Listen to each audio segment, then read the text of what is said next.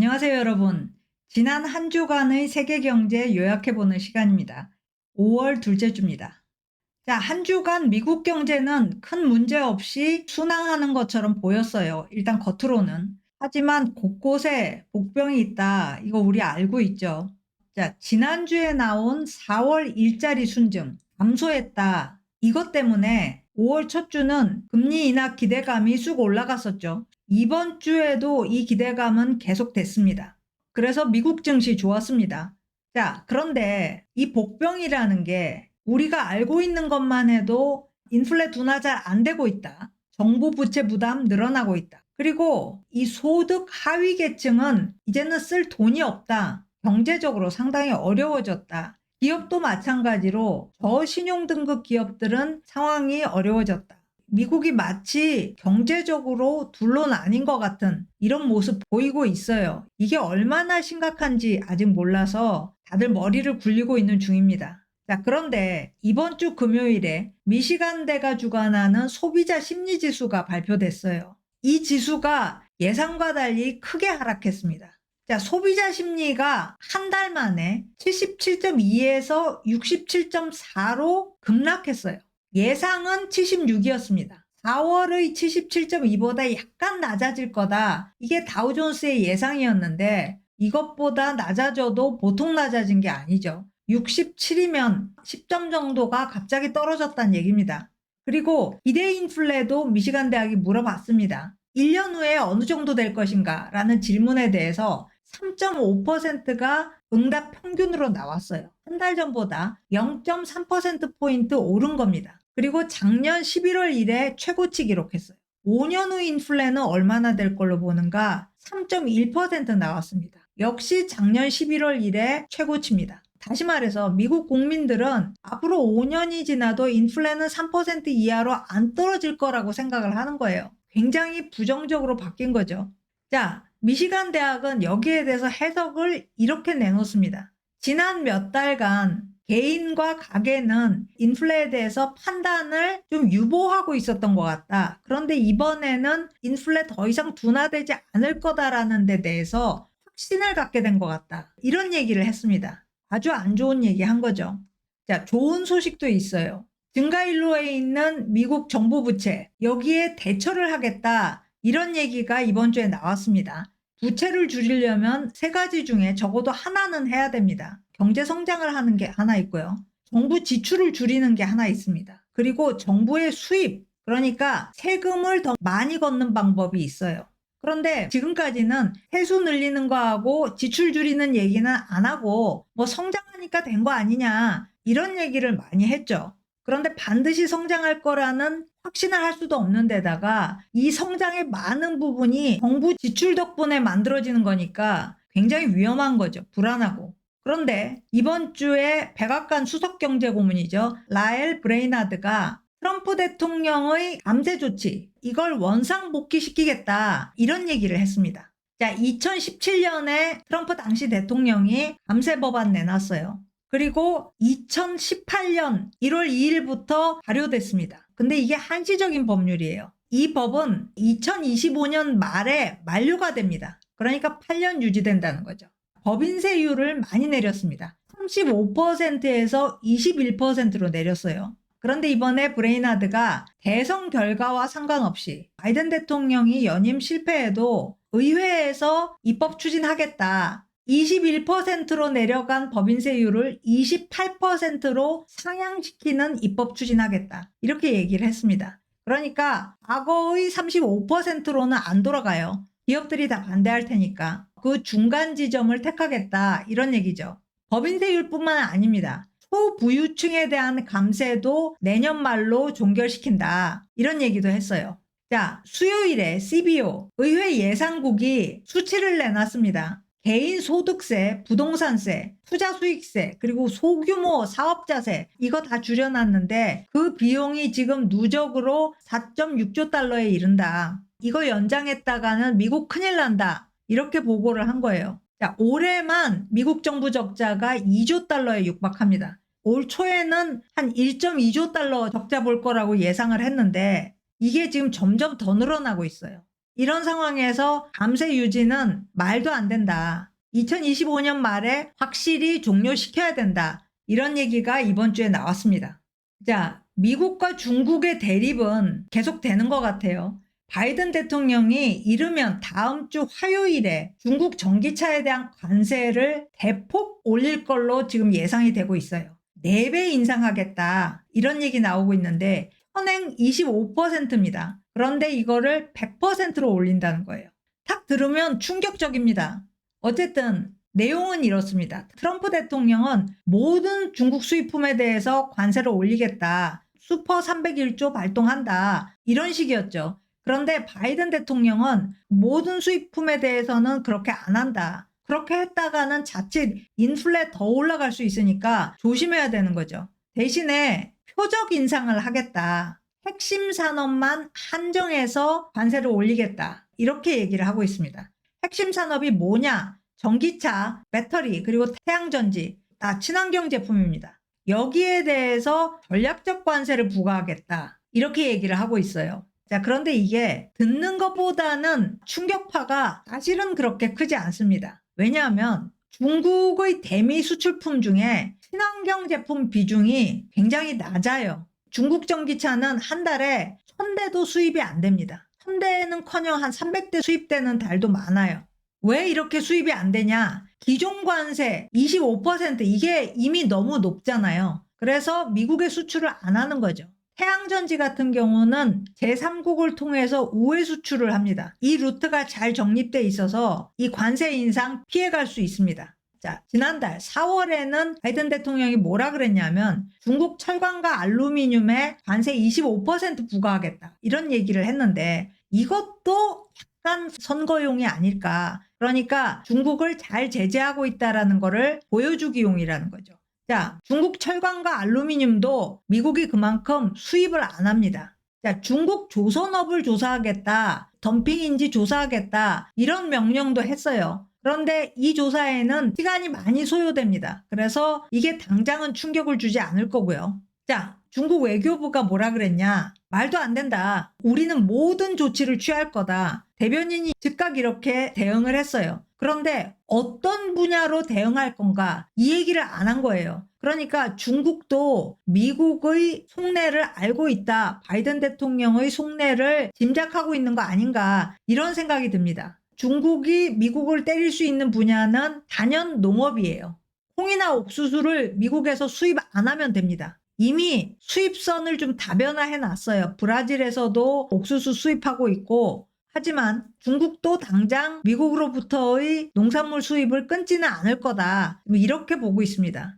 그러면 별일 아니네. 이렇게 생각할 수도 있어요. 근데 사실 문제가 될 수도 있습니다. 미국이 이렇게 중국 전기차나 배터리에 대해서 관세를 어마어마하게 때린다. 이걸 보고 유럽이 따라한다면 이러면 얘기가 달라지는 겁니다. 유럽은 중국으로부터 전기차 엄청나게 수입하고 있어요. 여기에 관세를 몇 배 더 올린다? 무역전쟁 날 수 있는 거죠. 자, 그런데 진짜 싸움, 틱톡을 둘러싼 싸움이 이번 주에도 계속됐습니다. 틱톡이 역공을 가했어요. 틱톡 금지법이 위헌이다. 이러면서 미국 정부를 제소한 겁니다. 중국 정부도 나서서 우리는 틱톡 매각 전면 반대한다. 이런 입장 분명히 했습니다. 자, 틱톡의 주장은 미국 정부가 수정헌법 1조를 위반했다는 거예요. 수정헌법 1조, 표현의 자유를 보장해주는 헌법 조항입니다. 내용을 보면요. 특정 종교의 확립, 이건 어떤 종교를 국교로 만들겠다. 뭐 이런 건데 이거 안 된다는 거고요. 종교활동 방해, 언론 출판 집회의 자유 방해, 정보에 대한 탄원 권리 방해, 이거 다 안 된다는 건데 구체적으로 그렇게 하는 어떠한 법의 제정도 금지한다. 이렇게 정해놓고 있는 게 수정헌법 1조입니다. 그런데 미국이 바로 이 법 제정을 한 거예요. 틱톡 금지법이라는 거는 누가 봐도 언론과 출판의 자유를 방해하는 법입니다. 미국 정부는 국가 안보를 위해서 이 법을 제정했다. 이렇게 주장하고 있지만 그 이전에 헌법을 위반했다. 이게 틱톡의 주장인 거죠. 자, 미국 정부 주장은 어떻고 틱톡 주장은 어떠냐? 좀 더 자세히 살펴보면 틱톡 금지법은 그냥 별칭이고요. 정식 명칭은 적대국이 컨트롤하는 앱으로부터 미국인들을 보호하는 법, 이렇게 되는 거죠. 적대국은 여기서 당연히 중국입니다. 자, 미국 정부는 미국인이 적대국의 영향하에 놓이는 사태를 미연에 방지하겠다. 그래서 이 법을 만든 거다. 이렇게 주장을 하는 거죠. 수정헌법 1조에 예외 조항들이 있습니다. 헌법에 의해서 보호를 받지 못해요. 어떤 것들이냐? 음란물, 아동 포르노, 중상모략, 명예훼손이죠. 그리고 허위 광고, 실질적 위협, 도발적 언어, 싸우자는 언어, 이런 거는 차단이 정당하다. 이렇게 얘기를 하는 거예요. 그러면 틱톡은 어디에 해당되느냐? 미국 정부는 실질적인 위협이다. 특히 실질적인 안보 위협이다. 이렇게 주장을 하는 겁니다. 자, 구체적으로 선거 개입할 수 있다. 그리고 영향력 행사할 가능성이 있다. 더 근본적으로 데이터 주권을 주장하고 있습니다. 미국에서 생성된 데이터는 미국에 있어야 된다. 그리고 미국의 국익에 반해서는 안 된다. 이게 데이터 주권이에요. 그런데 중국이 미국 데이터를 자기들 국익을 위해서 사용한다? 이걸 가지고 미국인의 사고방식을 바꾸고 선거 결과도 바꾼다? 이거는 실질적인 위협이라는 거죠. 틱톡은 여기에 대해서 할 말이 많죠. 자연인에 상응하는 법인격의 권리를 주장할 겁니다. 그리고 우리는 바이트댄스로부터 독립적이다. 바이트댄스가 애초에 데이터를 요구하지도 않고 요구한다고 해도 우리는 안 준다. 이 얘기는 틱톡 CEO가 의회 청문회에 가서도 주장을 했어요. 그런데 거기서는 안 먹혔습니다. 그래서 이번에 법원으로 가겠다는 거죠. 자, 피해 망상적인 법률이다. 이 얘기도 할 겁니다. 실제로 일어나지도 않은 일 가지고 처벌을 가한다. 이건 말이 안 된다. 이렇게 주장을 할 거라는 거죠. 어쨌든 이 법정 다툼이 쉽게 끝나지 않겠죠. 시간이 많이 소요될 겁니다. 굉장히 비슷한 사태가 일어났는데 하필이면 우리나라가 당사국이 됐어요. 다 아시겠지만 라인 야후 사태입니다. 틱톡과 마찬가지로 데이터 주권이 이슈예요. 물론 혹자는 야후 주인인 소프트뱅크가 라인까지 먹으려는 거다 이렇게 얘기하고 있는데 그게 맞을 수도 있어요.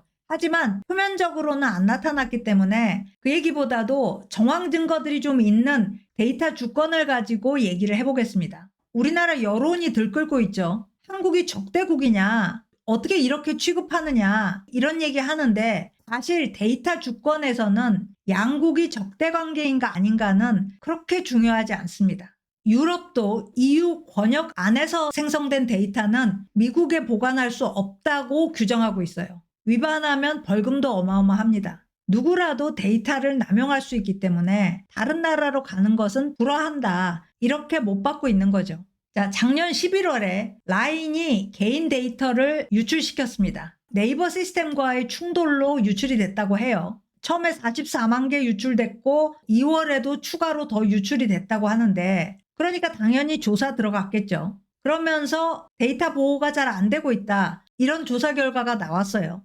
여기에 대해서 네이버가 보안 개선 조치 취해야 되는데 좀 미적미적 했던 것 같습니다. 그러니까 일본 총무청이 LY 코퍼레이션의 라인 지분을 조정해라, 줄여라, 다시 말해서 라인을 경영해서 손떼게 해라 이런 내용으로 행정지도를 내렸어요. LY 코퍼레이션, 라인 야후 코퍼레이션은 네이버 측 최고위자를 일단 처벌했습니다. 신중호 CPO, 최고 상품 책임자, 라인을 만든 사람이죠. 신중호 CPO는 CPO직은 유지한다. 하지만 이사직은 박탈한다. 그러니까 경영에서 배제시키겠다는 거죠. 그 이전에 신중호 CPO가 데이터 유출에 대해서 자발적으로 벌을 받았습니다. 스탁 옵션을 포기했어요. 전체 유통 주식의 0.4%에 해당되는 엄청난 양의 주식을 포기했습니다. 그런데도 추가적으로 처벌을 가한 거죠.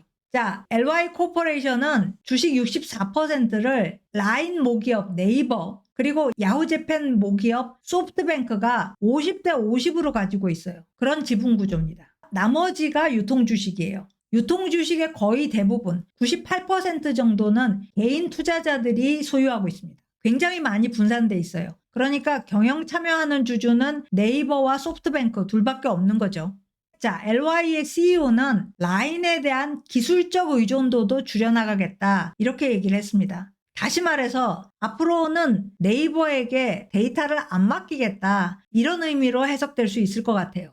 작년 말에 니케이와 어슈어드라는 사이버 보안 평가 회사가 클라우드 서비스 회사의 보안 상태를 점검했습니다. 그리고 보고서를 냈는데 클라우드 서비스 기업 절반이 공권력이, 그러니까 정부가 개인 데이터를 요구하면 어떻게 대응해야 되는가, 이 가이드라인을 안 갖고 있어요. 네이버도 가이드라인이 분명치 않습니다. 그리고 또 하나, 서버가 중국과 러시아에 위치해 있는 경우도 많습니다. 이 나라들은 데이터를 상시 검열하는 나라들이에요. 그런데 여기에 우리 데이터가 갈 수도 있다, 이런 얘기죠. 네이버는 정부가 개인 데이터 요구했을 때 가이드라인도 좀 모호하지만 중국에 또 데이터 센터를 보유하고 있습니다. 그래서 일본이 이제는 네이버와 헤어져야겠다, 이렇게 판단했을 수 있어요. 이게 요즘 데이터 주권의 흐름입니다. 혹시나 우리 데이터가 우리 국익에 반해서 사용될 수도 있다, 이걸 막겠다는 거죠. 실제로 클라우드 서비스 기업은 각국 정부의 데이터 요구에 상시 노출돼 있어요. 이 얘기를 들어줘야 된다, 그러면 즉각 공지를 합니다. 이게 기본 대응이에요. 근데 이 정부 요구가 급등세예요. 이렇게 빠르게 늘어나고 있어요.